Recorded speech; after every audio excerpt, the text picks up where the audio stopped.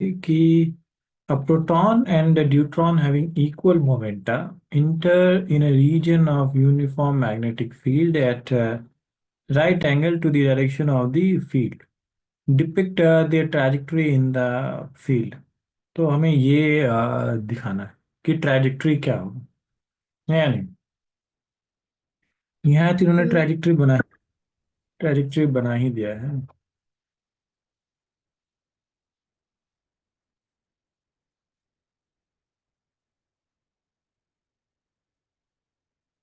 हम्म, इसको क्या-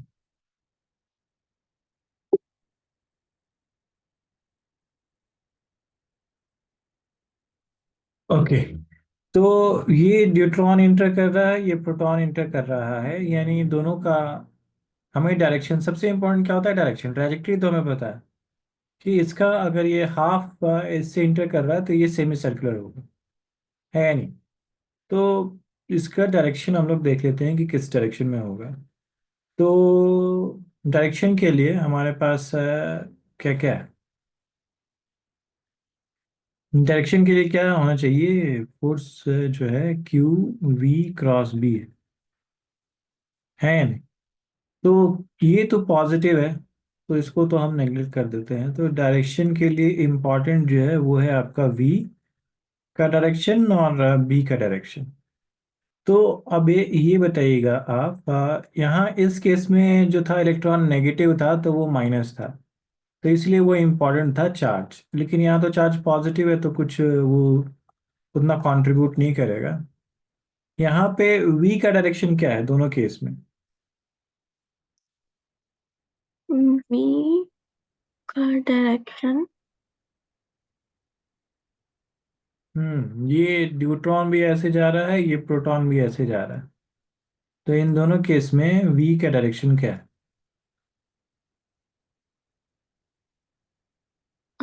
आई क्या। आई कैप, एब्सोल्युटली करेक्ट। तो ये आई कैप है, ये जो है ये इनवर्ट्स जा रहा है तो ये आपका माइनस के हेट है। तो ये क्या होगा, माइनस आई क्रॉस के। और हमने पढ़ा हुआ है कि आई क्रॉस के जो है वो क्या होगा, ये हो गया आई जे, ये हो गया के, ये हो गया के क्रॉस आई।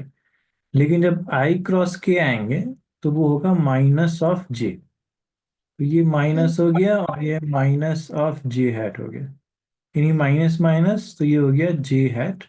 तो यानी जो डायरेक्शन होगा वो इस तरफ होगा, अपवर्ड, है नहीं। तो यहाँ पे ये इंटर कर रहा है, ऐसे बना लेते हैं।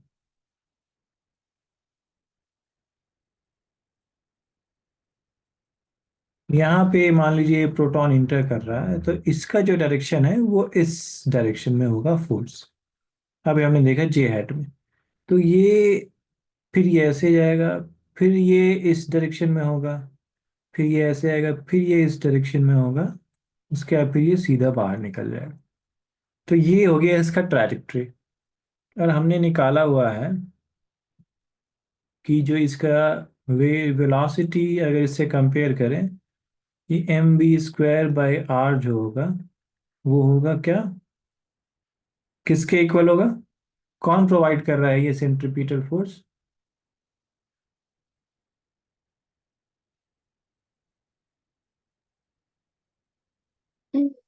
Proton. Centripetal force magnetic force provide कर रहा है ना, और हाँ, force. P is equal to M B square by R. हाँ तो Q R V will be, B और बी ये क्यू वी, वी इज हाँ। और ये एम वी जो है वो होगा क्यू बी आर। और इन्होंने कहा हुआ है कि जो एम वी है, मोमेंटम दोनों का सेम, यानी मोमेंटम ऑफ, इन्होंने बोला है कि जो ड्यूट्रॉन है वो मोमेंटम ऑफ प्रोटॉन के इक्वल है। यानी M deuteron and V deuteron ये इक्वल टू है एम प्रोटॉन और वी प्रोटॉन।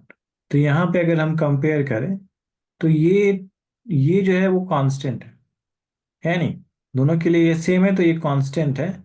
तो क्यू बी आर जो है वो आ जाएगा कांस्टेंट। अब यहाँ पे चार्ज तो दोनों का सेम होता है, न्यूट्रॉन और प्रोटॉन का, और मैग्नेटिक फील्ड भी सेम है। ये दोनों होमोजीनियस मैग्नेटिक फील्ड में इंटर कर रहा है, तो जो आर रेडियस आएगा वो भी क्या आएगा, दोनों का सेम आएगा। यानी रेडियस ऑफ प्रोटॉन जो है वो इक्वल टू होगा रेडियस ऑफ न्यूट्रॉन। तो यहाँ पे देखिए दोनों का जो रेडियस है वो सेम है नहीं? हाँ। तो ये इसका आंसर होगा कि रेडियस दोनों का सेम होगा, और जो ट्रैजेक्टरी होगा वो अपवर्ड ऐसा सेमी सर्कुलर होगा। ये क्लियर हो गया आपको? हम्म। ओके, ये नोट कीजिए, फिर हम लोग थर्ड क्वेश्चन करेंगे। ओके।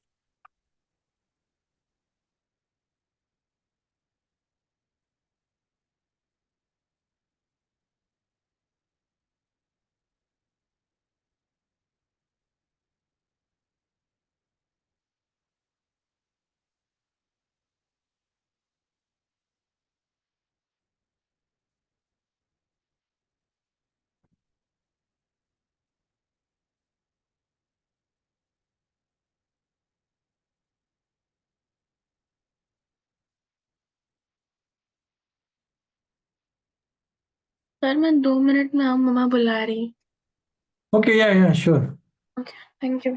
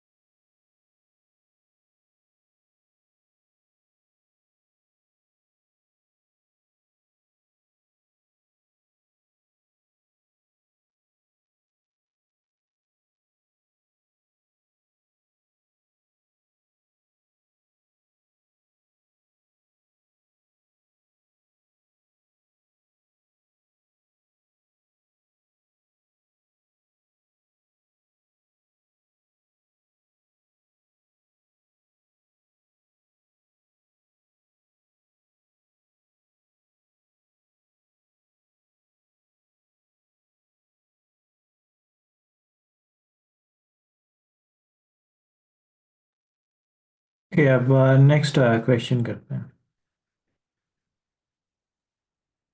फिर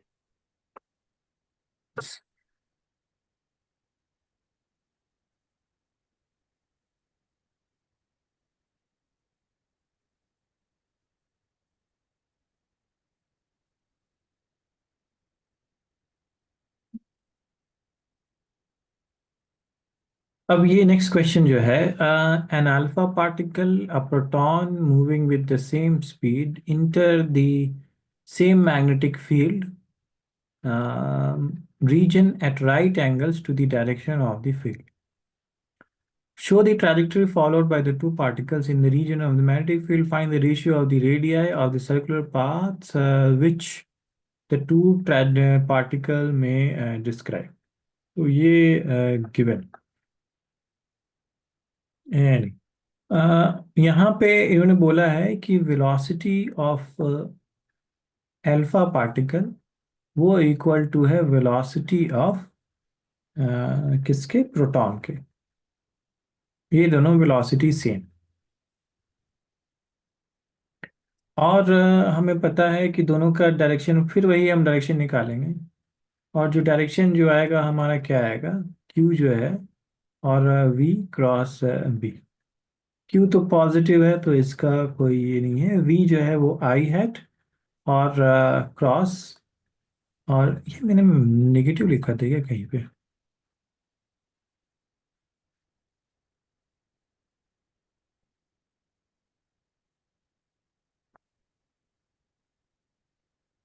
तो ये, और ये माइनस के हैट, तो ये आया था माइनस ऑफ आई क्रॉस के हैट, तो ये आ गया था minus of minus j hat, तो ये जे हट आ गया, तो यानी अपवर्ड जाएगा। तो दोनों केस में देखिए, दोनों केस में ऐसे जाएगा और ऐसे जाएगा, है नहीं।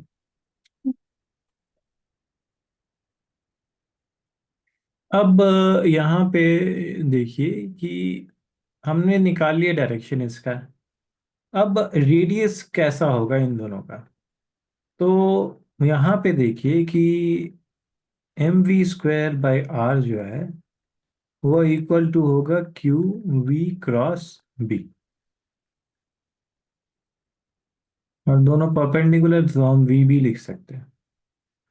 अब ये कैंसिल हो गया, तो हमारे पास जो है वो एम वी बाई आर जो है वो है क्यू बी। अब अगर हम आर निकालें इससे, तो आर क्या आएगा, वो आएगा M V by Q B. ये क्लियर है। ओके, अब यहाँ पे देखिए कि जो आर जो है वो डिपेंडेंट है M V by Q B. तो अगर हम निकालें कि रेडियस ऑफ, लेट से हम निकालें रेडियस ऑफ अल्फा पार्टिकल, तो वो होगा मास ऑफ अल्फा पार्टिकल, और velocity of alpha particle, charge of alpha particle, magnetic field तो सेम। उसी तरीके से अगर हम निकालें रेडियस ऑफ प्रोटॉन, तो वो होगा मास of proton, velocity of proton, charge of proton, और मैग्नेटिक फील्ड तो दोनों का सेम है।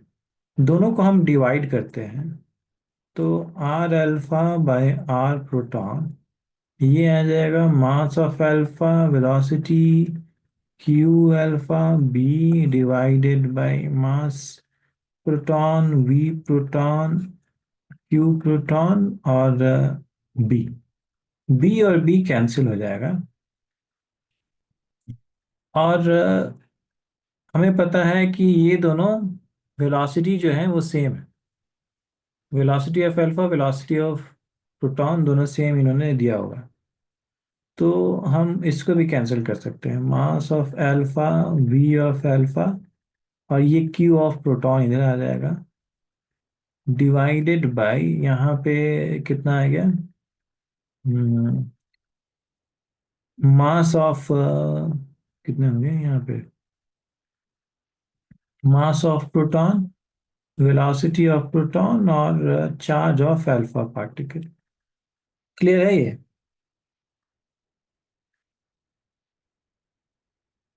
ये दोनों कैंसिल। अब आप ये बताइए कि चार्ज ऑफ प्रोटॉन और मास ऑफ अल्फा पार्टिकल दोनों में क्या डिफरेंस है?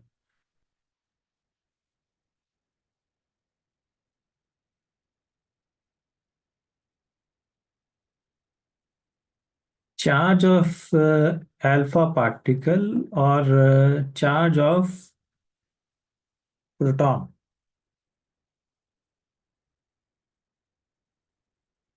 हेलो, मेरी आवाज आई आपको? अल्फा पार्टिकल क्या होता है? हम्म।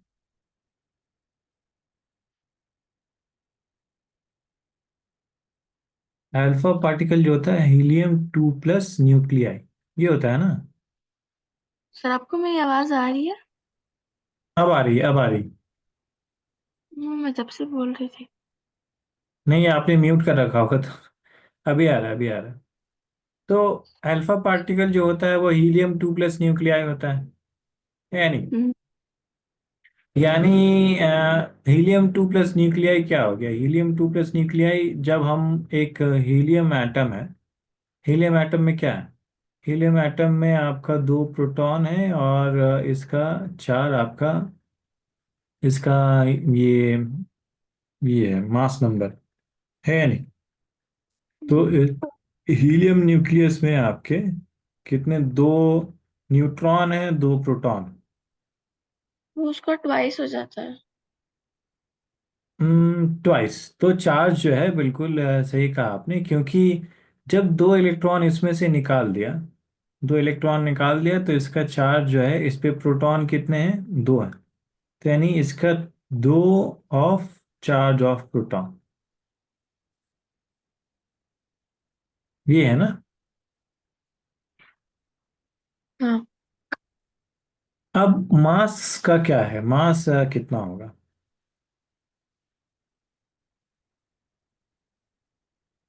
मास जो है वो कितना होगा?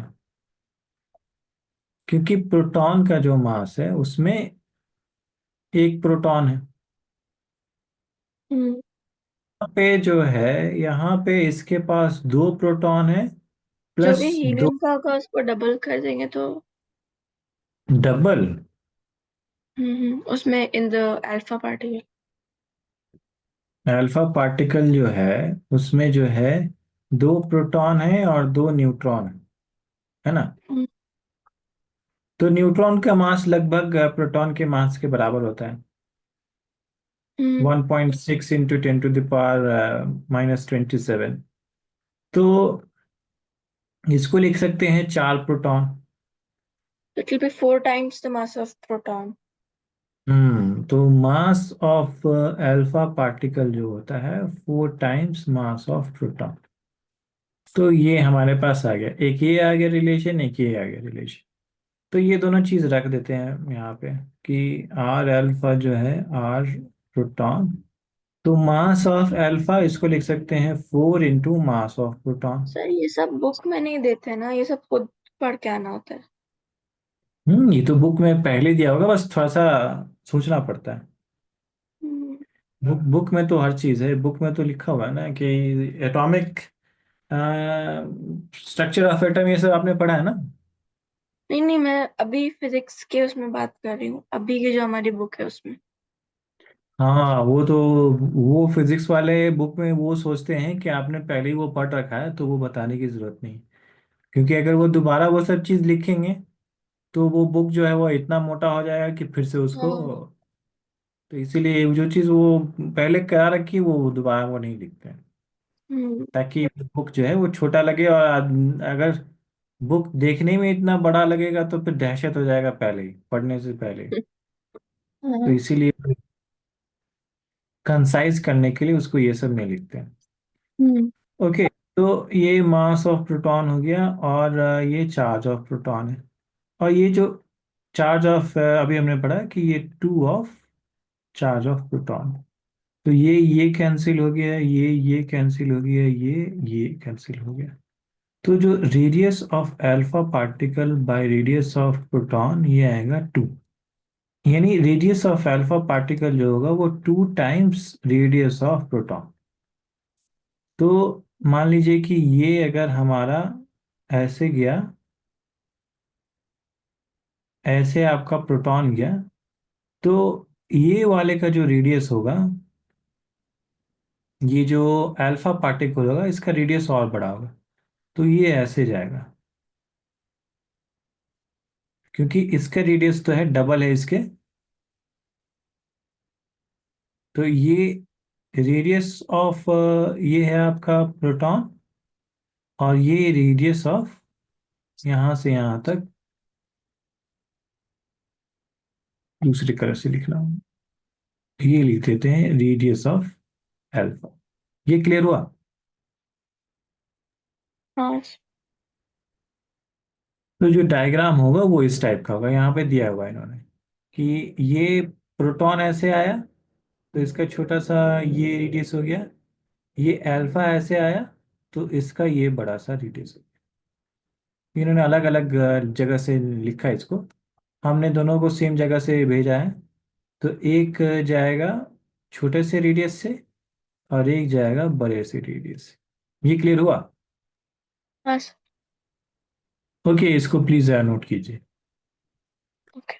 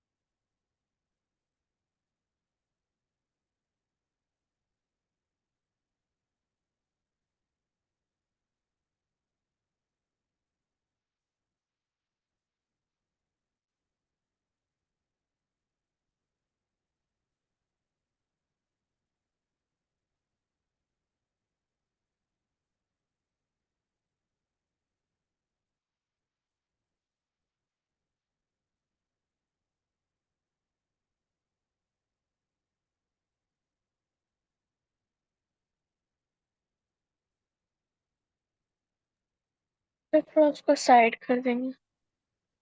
हम्म।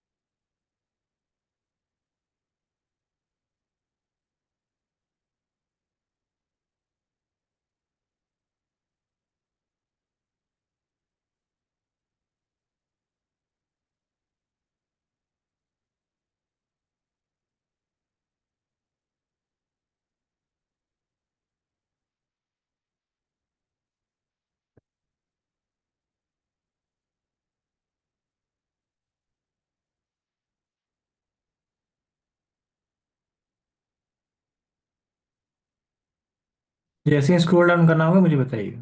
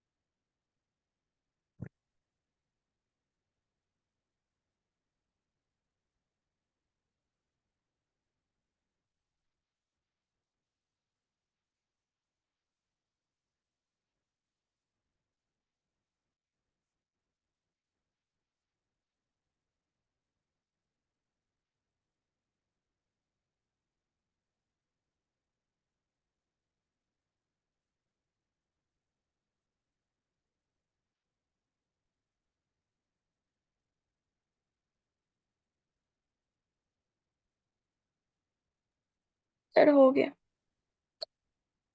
क्या? ओके। अब नेक्स्ट क्वेश्चन करते हैं।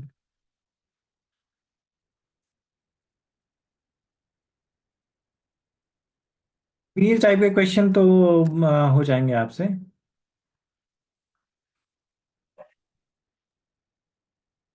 ये इस टाइप के क्वेश्चन में कोई प्रॉब्लम तो नहीं होगा ना? नहीं नहीं सर। ओके, तो अब जरा इसको, अरे इसको क्या हो गया?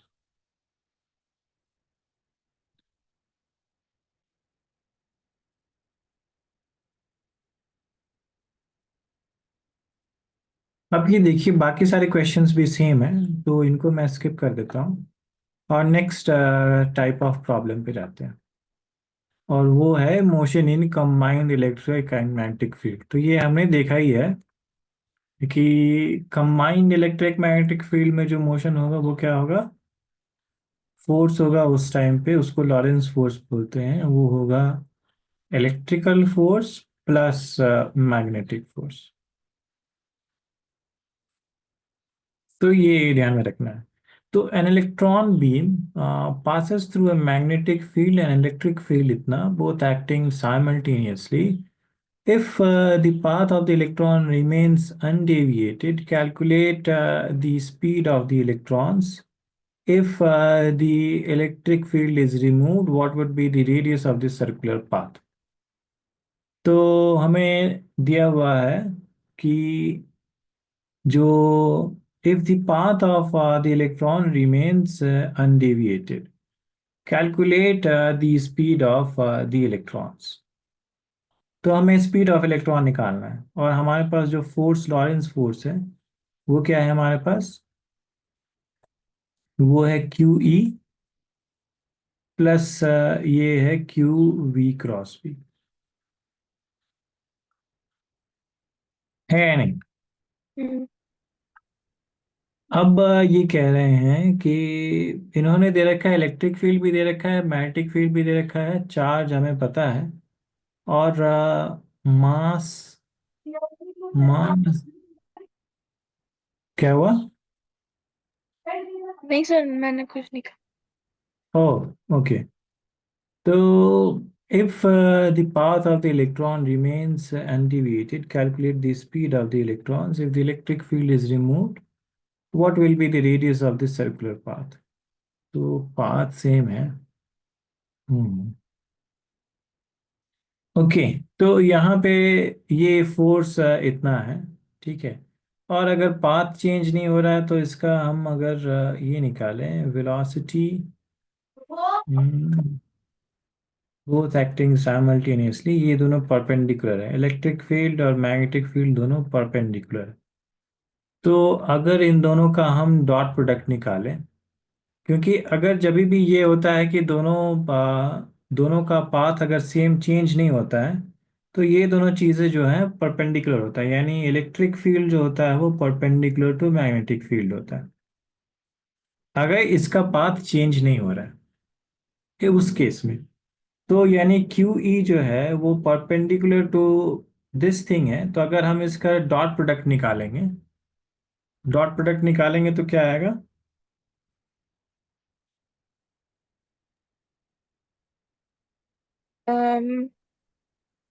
Q V B cos theta. नहीं नहीं, Q V B sine theta तो वो अलग वेक्टर चीज है। बता भी तो सकते हैं। हम्म।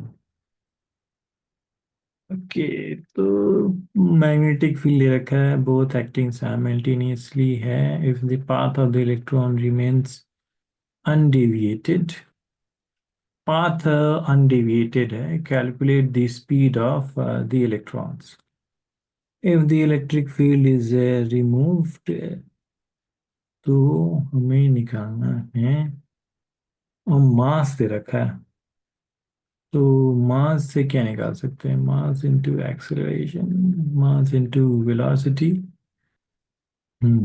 और फोर्स एम जो वी है वो है स्क्वायर बाई आर यूज कर सकते हैं।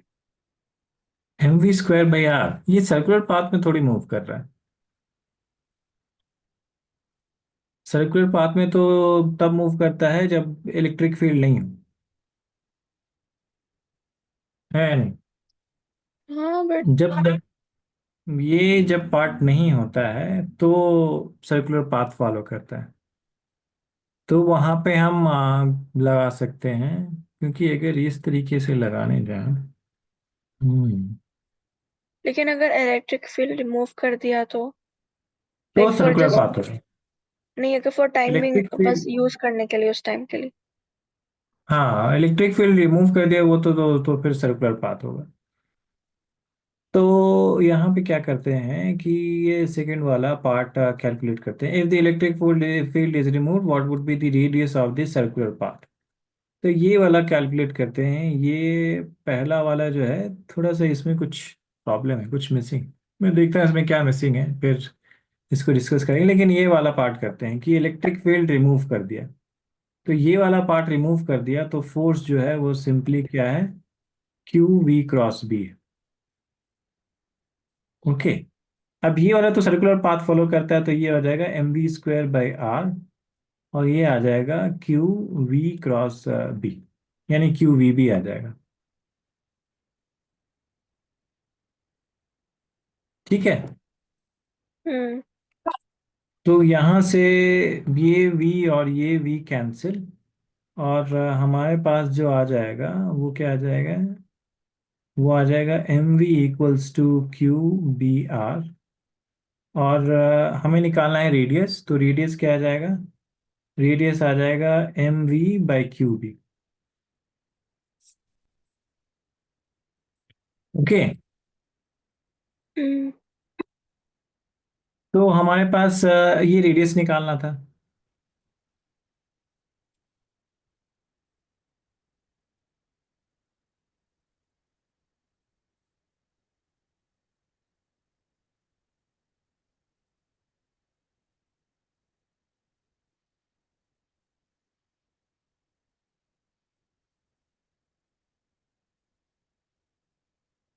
फिर वैल्यूज नहीं डाल सकते?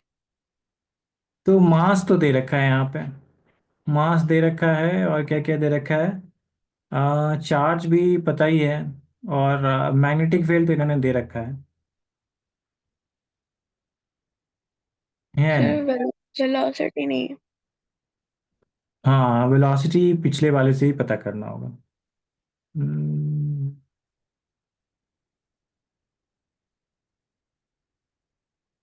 ओके। अच्छा। तो यानी अगर इसका पाथ जो है ये दे रखा है।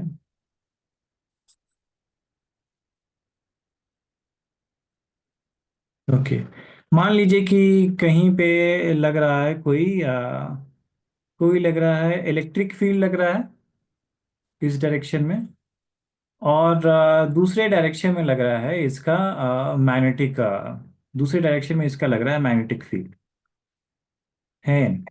तो दोनों इक्वली इसको फोर्स लगा रहे हैं, तो इसका पाथ जो है वो अनडेविएटेड जाए इस केस में, है नहीं। यानी दोनों एक हम्म। ही सेम चीज से अगर पुल करेंगे तो इसका पाथ जो है वो अनडेविएटेड जाएगा।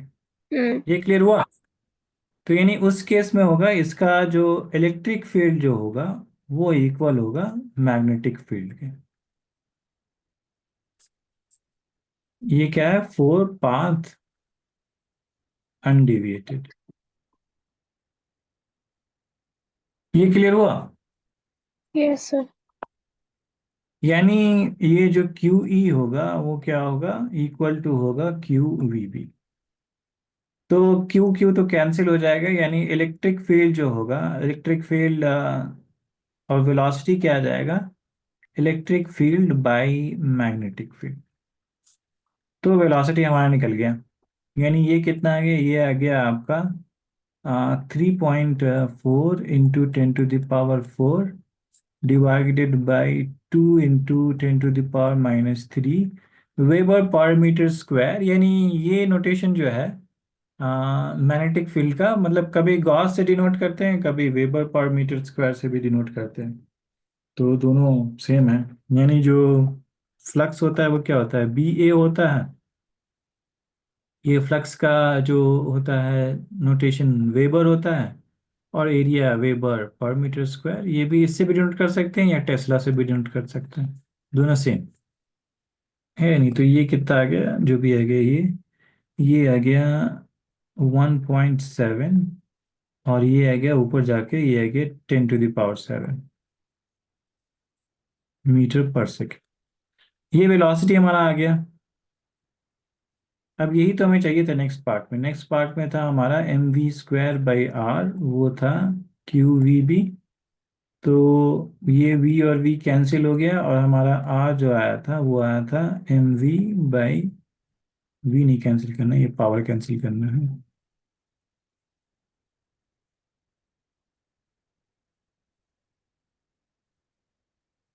तो ये आ गया qb। अब हमारे पास सब चीज़ तो पता है। मास इन्होंने दे रखा है 9.1 इंटू 10⁻⁻31। वेलोसिटी हमने अभी निकाला, 1.7 इंटू 10⁻⁷, डिवाइडेड बाय क्यू जो है वो 1.6 इंटू -19। और बी इन्होंने कितना दे रखा है, 2 इंटू 10⁻⁻3। तो ये again 9.1 into 1.7 divided by, numbers जो है एक साइड और पावर्स जो है एक साइड, तो ये अगेन -31 +7, ये भी +19 हो जाएगा, और ये +3 हो जाएगा। तो ये कितना आएगा? अरे बाप रे, ये मैं कैलकुलेटर से देख लेता हूँ।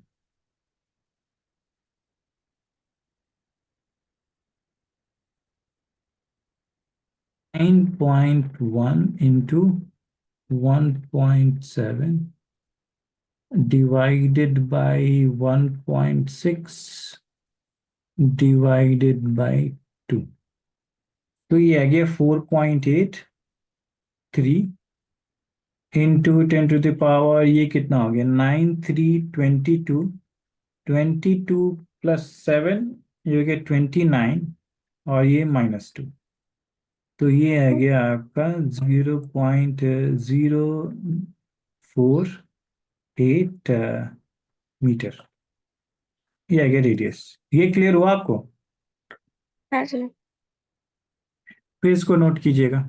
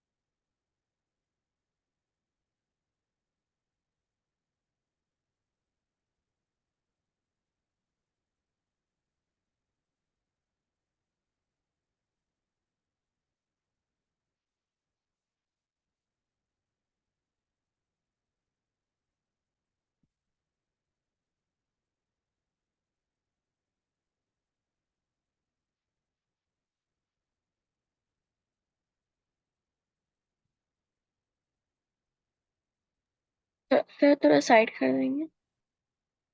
Okay okay.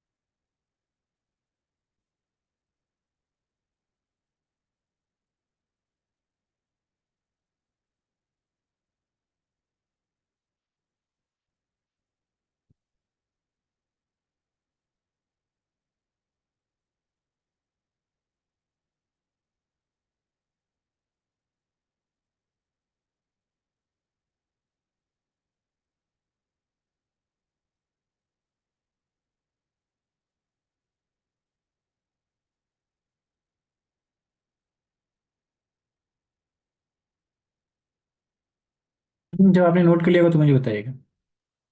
हाँ सब हो गया।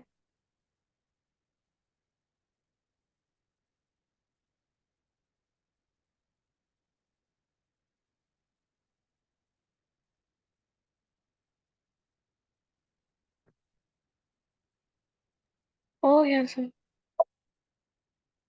ओके, तो नेक्स्ट क्वेश्चन भी सेम ही है।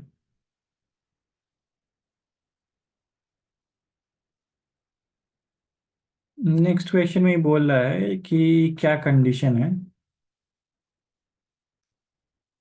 तो ये a particle of charge q is moving with presence of electric field and magnetic field as shown. Write the condition under which the particle will continue moving along x axis.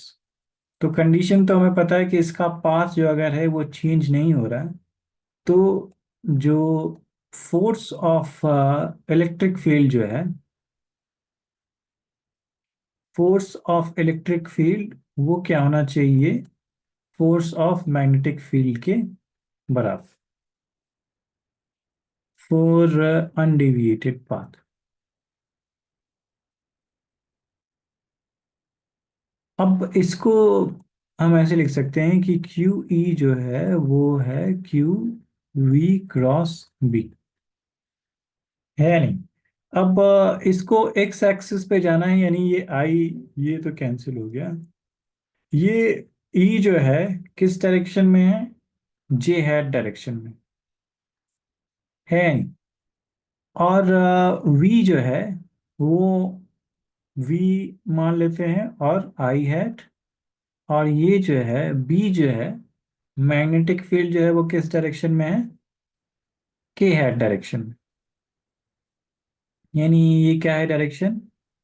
आपका we हो गया, और ये आ गया B और के hat.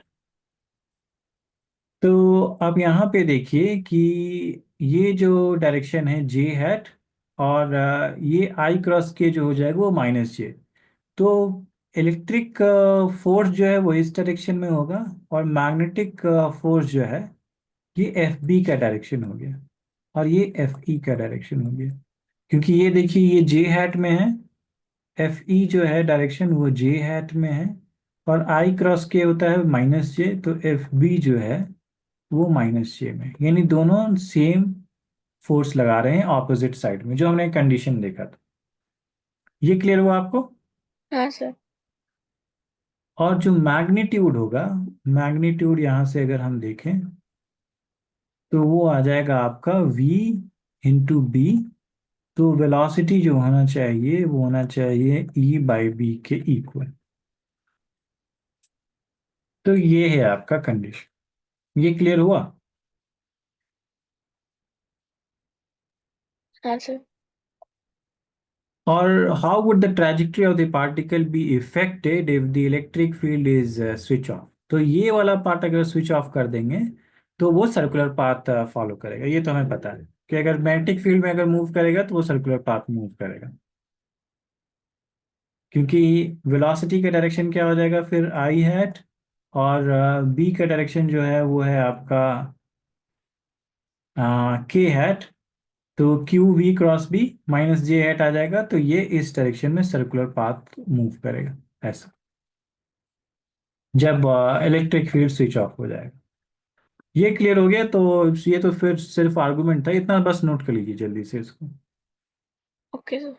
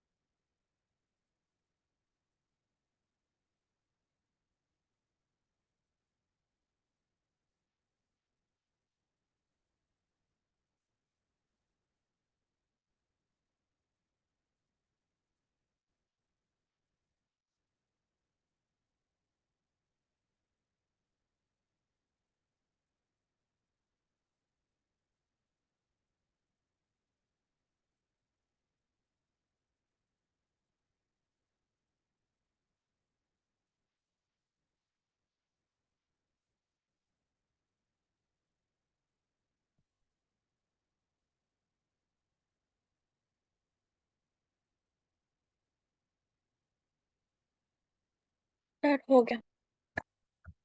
हो गया? ओके। अब जरा नेक्स्ट टाइप ऑफ क्वेश्चंस है। अरे वो कहाँ गया? तो नेक्स्ट टाइप ऑफ क्वेश्चंस जो है वो है आपका कंडक्टिंग वायर पे। और हमने पढ़ा था कि कंडक्टिंग वायर का क्या होता है? Magnetic force B I L होता है। और अगर हम देखें कि ये क्वेश्चन आता है कि हमने ये पढ़ा था कि सर्कुलर मोशन, एक और चीज होती है कि मान लीजिए आपका फोर्स जो है, जैसे हमने पढ़ा कि जो आपका वेलोसिटी है और मैग्नेटिक फील्ड जो है वो परपेंडिकुलर है। तो उस केस में क्या आता है, मैग्नेटिक फोर्स जो आता है वो सर्कुलर पाथ फॉलो करता है नहीं, कि आपका मैग्नेटिक फील्ड इनसाइड है और वेलोसिटी जो ऐसा है तो वो फोर्स इस डायरेक्शन में आता है। ये हमने पढ़ा।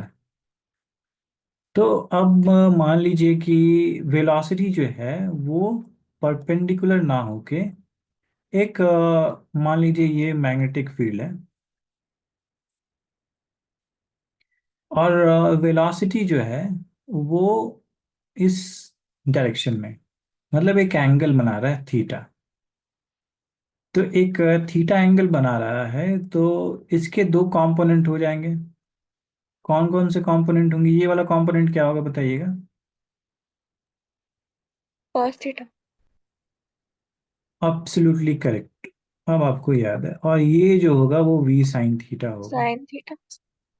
तो दो आ गया, एक वी परपेंडिकुलर आ गया जो कि वी साइन थीटा है, मैग्नेटिक फील्ड के परपेंडिकुलर है, और एक वी पैरेलल आ गया जो कि मैग्नेटिक फील्ड के पैरेलल है।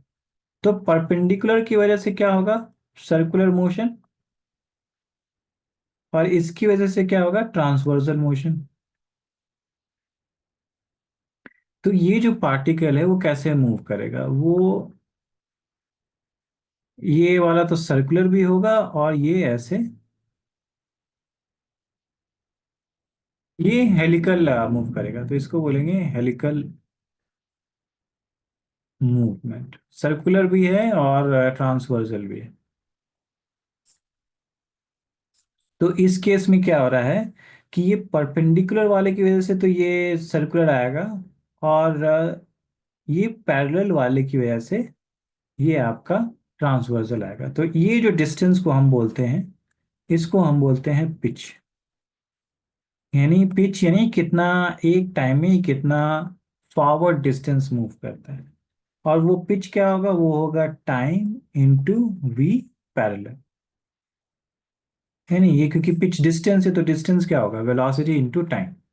और ये टाइम कैसे निकालेंगे, टाइम हमने पढ़ा था, वो टाइम पीरियड कितना आया था, mvr/2 पाई, क्या आया था, कुछ आया था क्या, टाइम पीरियड क्या निकाला था हमने, ये आया था 2 पाई m/क्यू। नहीं, तो ये 2 पाई m/क्यूब। और यहाँ पे v जो है वो v साइन थीटा होगा, तो ये देखना पड़ेगा आपको। ठीक है, ये वाली वैल्यू रख के, तो ये 2 पाई m/क्यूब।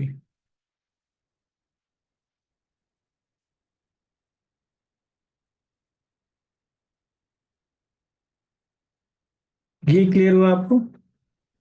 हाँ। ओके। तो ये तो हो गया हेलिकल मूवमेंट, जब वेलोसिटी जो है वो एक पर्टिकुलर एंगल से मूव करेगा। दूसरा जो चीज़ हम पढ़ रहे थे कि हमें पता है कि एक वायर की वजह से जो मैग्नेटिक फोर्स होता है वो क्या होता है, अगर ये लेंथ हम लें एल, तो मैग्नेटिक फोर्स होता है वो होता है BIL। लेकिन मान लीजिए कि हम यहाँ इस केस में क्या होता है कि यहाँ पे मैग्नेटिक फील्ड होता है, एक्सटर्नल मैग्नेटिक फील्ड होता है, उस केस में ये आपका आता है BIL। लेकिन मान लीजिए कि आपके पास एक्सटर्नल मैग्नेटिक फील्ड नहीं है, और हम निकाल रहे हैं force between two parallel wires.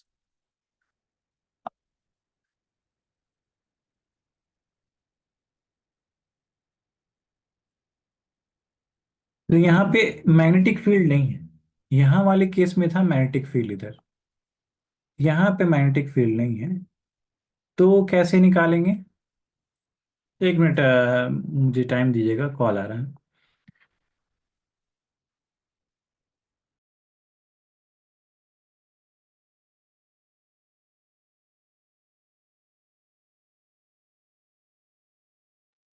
Sir yes बोलिए। सर, आपको मेरी आवाज आ रही है? एक मिनट, एक मिनट, एक मिनट, एक।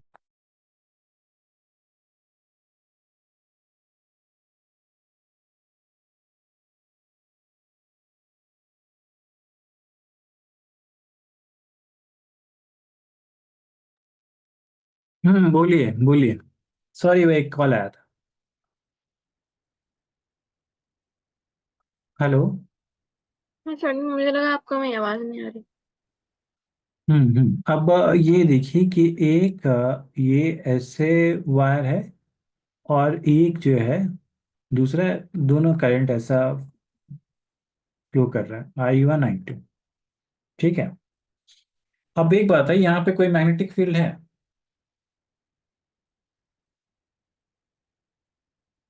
हम्म यहाँ पे कोई मैग्नेटिक फील्ड नहीं है। नहीं है ना? हम्म, तो अब मैं निकालना चाहता हूँ कि force force on I2 wire निकालना चाहता हूँ मैं। Force on I2। ठीक है। तो फोर्स ऑन I2, यानी उसको मैं F2 बोल दूंगा। अब ये जो होगा वो क्या होगा? मैग्नेटिक फील्ड होना चाहिए, है नहीं? और I2 और L, ये होना चाहिए। ये क्लियर हुआ आपको? हाँ सर, क्यों इजी? अब ये बताइए कि मैग्नेटिक फील्ड कहाँ से आएगा? मैग्नेटिक फील्ड तो यहाँ है नहीं।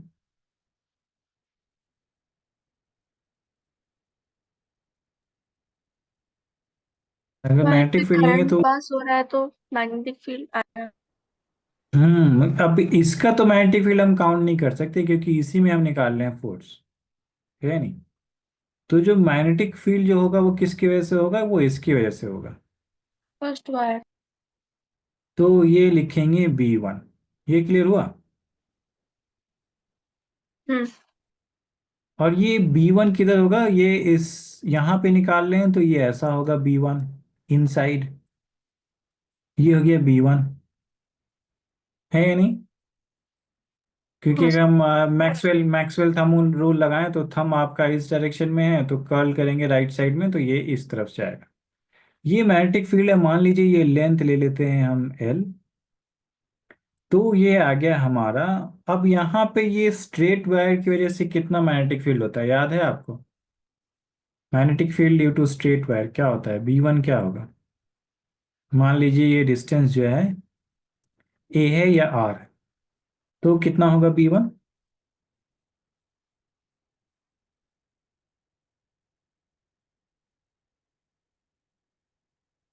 ये तो याद रहना चाहिए, बिल्कुल इंपॉर्टेंट है ये।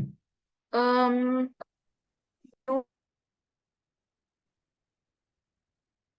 हम्म mu zero by 2 pi mu into one naught I/2 pi R। यही टू होगा ना? By R. हाँ। तो ये आ जाएगा आपका mu naught I1 divided by 2 pi R। और ये आ गया I2 L। ये आ गया F2। और इसका डायरेक्शन जो है वो क्या होगा? डायरेक्शन निकालने के लिए होता है I L×B। तो L का डायरेक्शन जो देखिए, ये लेंथ जो है, लेंथ किस डायरेक्शन में है? J हैट में है। और मैग्नेटिक फील्ड जो है वो क्या है? इनसाइड है। तो इनसाइड है तो क्या डायरेक्शन आ जाएगा? के है। इनसाइड तो माइनस K हैट होगा ना। हाँ, माइनस के। तो ये आ जाएगा आपका -J×K। अब J×K का डायरेक्शन क्या आता है, क्या बताइएगा? आई। आई है। तो ये है गया -I है, यानी फोर्स जो होगा वो किस डायरेक्शन में होगा यहाँ पे? यहाँ पे फोर्स जो है वो राइट होगा या लेफ्ट होगा? राइट। राइट। वो आई है नहीं या नहीं, -I लेफ्ट है? होगा, लेफ्ट। हाँ, माइनस आई, लेफ्ट। तो ये लेफ्ट है। अब ये बताइए, यानी ये फोर्स जो है वो इसकी मैग्नेटिक फील्ड की वजह से आ रहा है। फोर्स ऑन टू देख रहे हैं, है नहीं? हाँ। फोर्स ऑन टू देख रहे हैं किसकी वजह से? वन की वजह से। इसको वन लिख देता हूँ, ठीक है। अब ये बताइए कि वन जो है ये इसको अपनी तरफ खींच रहा है या दूर फेंक रहा है? खींच रहा है। खींच रहा है, तो फोर्स जो है वो अट्रैक्टिव, हम्म। यानी जो होगा force is attractive when I1 and I2 have same direction।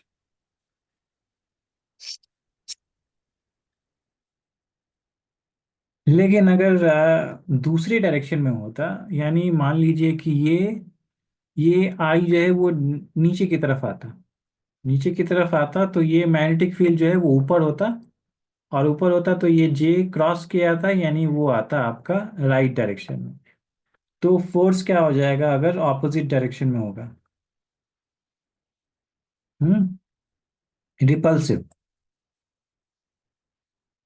when I1 and I2 have opposite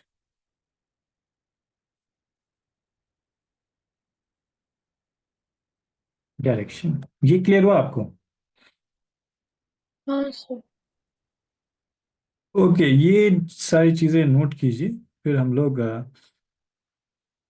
लोग नेक्स्ट क्वेश्चन करते हैं।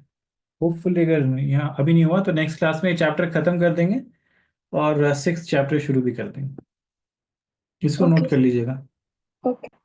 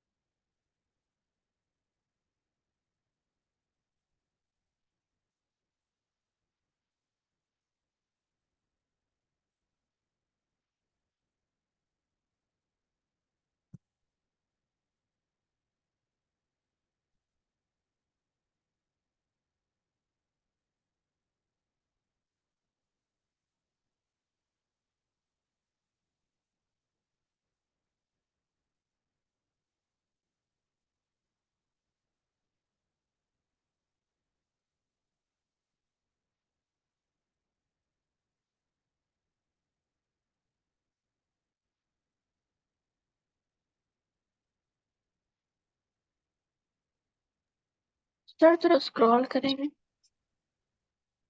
ओके। अरे नेक्स्ट स्टूडेंट्स भी आ रहे हैं। अभी से ही।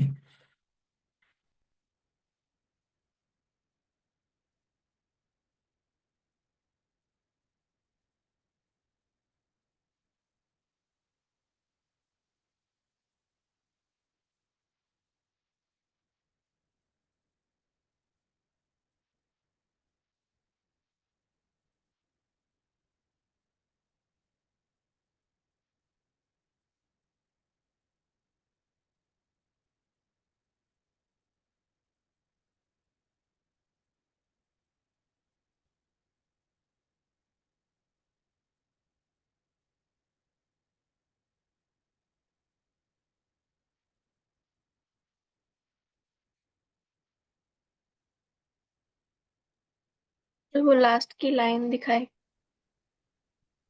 हम्म।